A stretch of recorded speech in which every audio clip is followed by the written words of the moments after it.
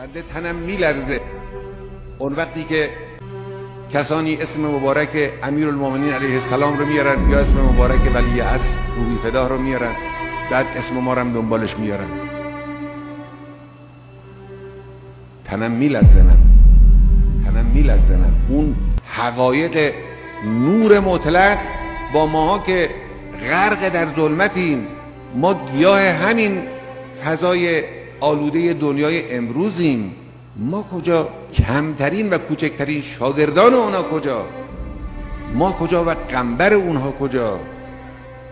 ما کجا و اون غلام حبشی فدا شده در کربلای امام حسین کجا؟ ما خاک پای اون غلام هم محسوب نمیشیم. اما اون چی که حقیقت اینه که ما به عنوان مسلمانانی که راهمون رو شناختیم، ما این راه رو ادامه خواهیم داد، با قدرت هم ادامه خواهیم داد. تصمیم خودمون رو گرفتیم در این راه ما رو با دعای خود، با حمایت خود، با توجه خود پشتیبانی بفرمایید. نیروی خودمون رو برای این راه گذاشتیم، با همه وجود در این راه داریم حرکت میکنیم و ادامه خواهیم داد.